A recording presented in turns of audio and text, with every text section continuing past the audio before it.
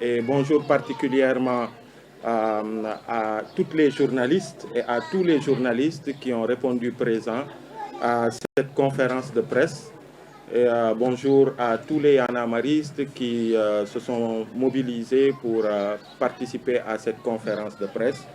Et aussi nos salutations à tous les Sénégalais et à tous les citoyens du monde qui nous regardent au Sénégal et à travers tout le monde.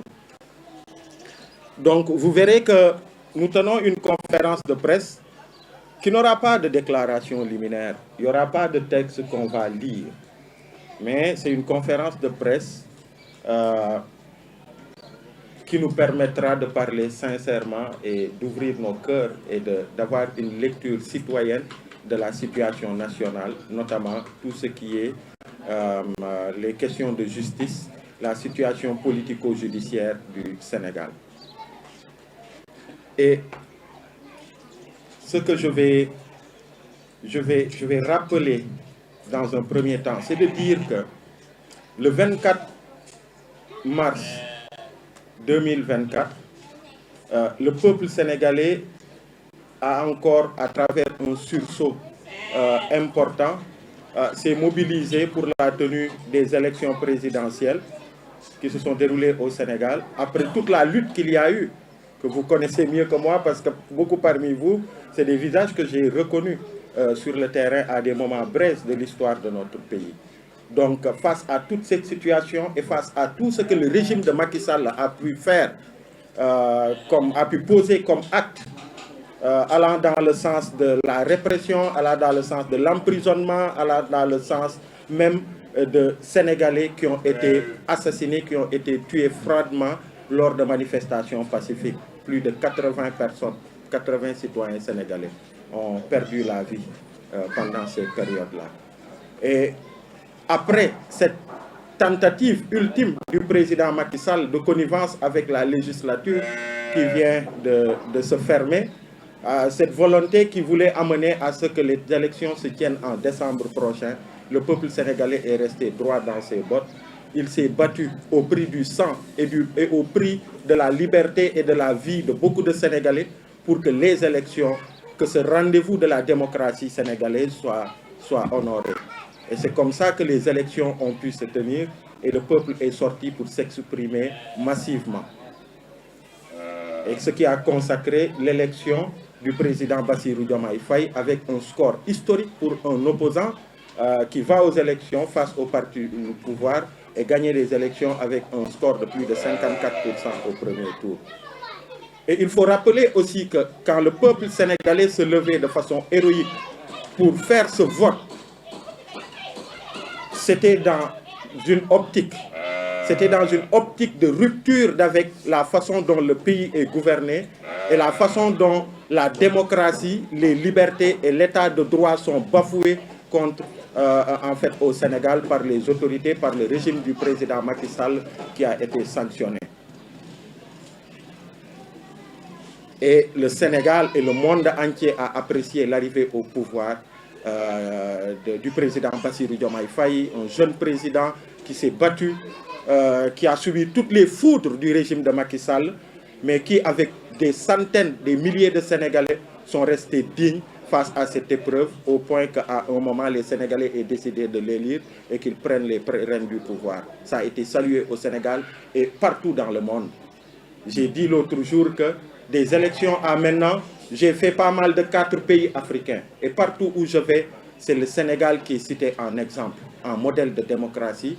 Et partout où je vais en Afrique, parfois c'est moi-même qui me retrouve dans la situation de calmer les ardeurs pour leur dire, écoutez, oui, c'est vrai, ce qui s'est passé, c'est passé. Mais il est vrai que nous avons encore des défis. Notre démocratie doit continuer à être surveillée au Sénégal pour préserver les acquis et pour aller vers d'autres acquis, la conquête d'autres acquis démocratiques. Et c'est pourquoi d'ailleurs, beaucoup ont dit depuis plusieurs mois, depuis 6 mois, que oui, le mouvement Y en a marre, on ne l'entend pas. Il ne s'exprime pas sur la gestion du régime du président Bassirou Diomaye Faye. Oui, ça a été délibéré.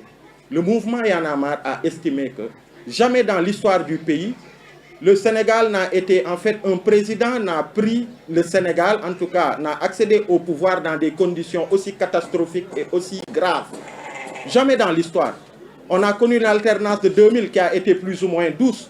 On a connu en 2012, ça a été mouvementé, mais par rapport à 2024, c'est sans commune mesure. Donc c'est dans ce contexte que le président Bassirou Diomaye Faye a pris le pouvoir.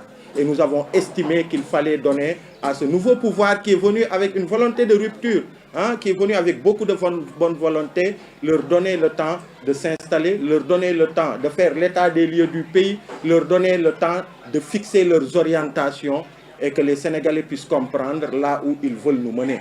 D'ailleurs, le Premier ministre n'a toujours pas fait sa déclaration de politique générale. Donc ça a été un choix délibéré du mouvement Y en a marre. Mais nous sommes amenés aujourd'hui à prendre la parole. Malheureusement, parce que nous, on n'aurait pas voulu prendre la parole au bout de 6 mois du régime du président Bassirou Diomaye Faye, par rapport à ce que je viens de dire.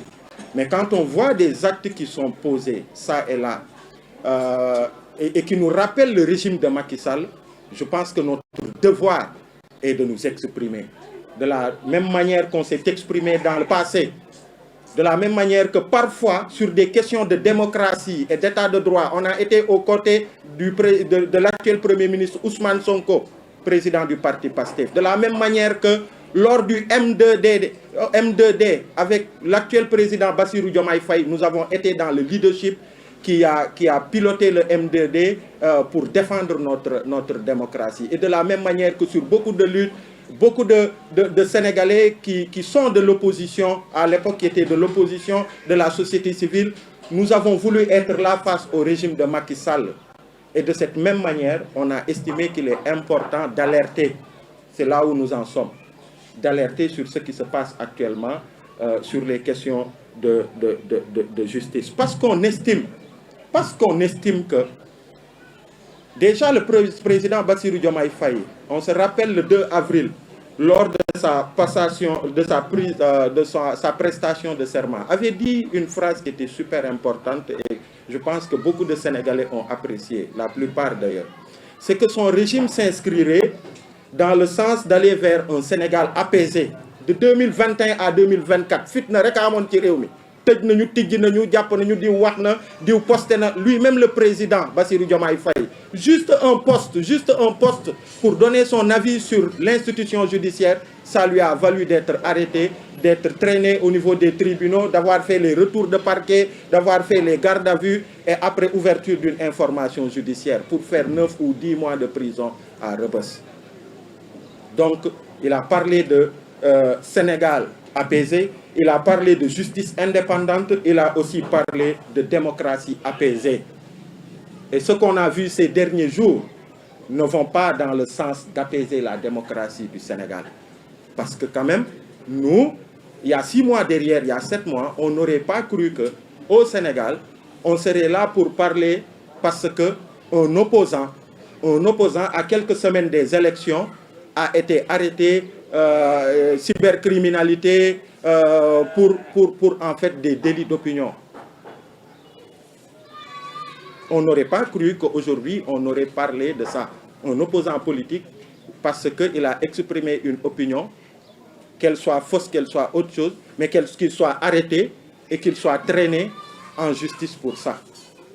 De la même manière aussi, on n'aurait pas cru qu'au bout de 6 mois, qu'un journaliste serait arrêté parce qu'il a critiqué des chiffres que le gouvernement a avancés. Et avant de commencer cette conférence de presse, nous avons appris qu'ils ont été libérés, de même que même Kader de Sen TV.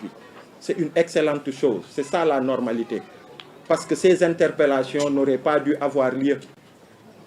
Et justement parce que la priorité, et le peuple sénégalais pense qu'aujourd'hui, la priorité, est-ce que vous avez entendu quelqu'un parler de dossiers, par exemple celui de Lat Diop ou d'autres? Non, parce que justement, la priorité aujourd'hui, c'est de s'intéresser à tous ces gens qui ont été au cœur du régime de prédation de nos ressources, qui sont épinglés par des rapports, plus d'une dizaine, d'une quinzaine, qui étaient sous le coude de Macky Sall, pouvoir s'intéresser à cette reddition des comptes.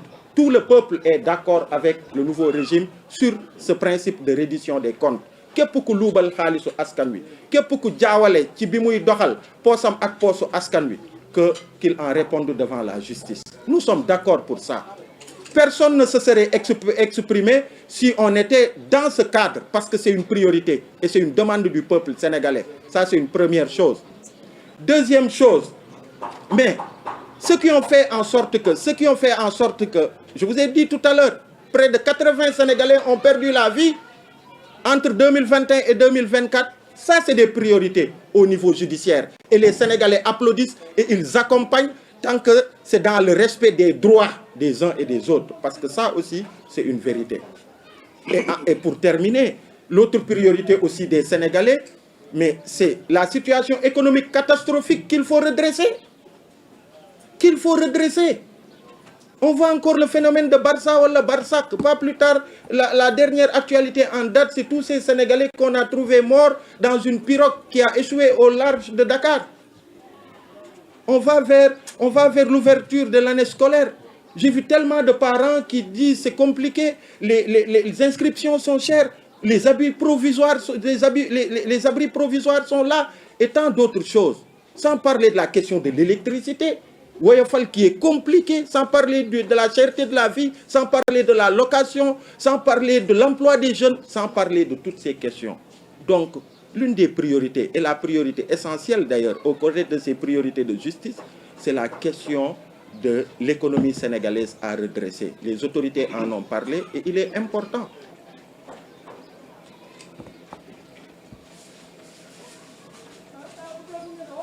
Et donc, voilà. On estime que c'est une très bonne nouvelle que les libérations aient eu lieu et c'est ça qui doit être la normalité. Sur des délits d'opinion, parce qu'on l'a combattu. On l'a combattu, les gars.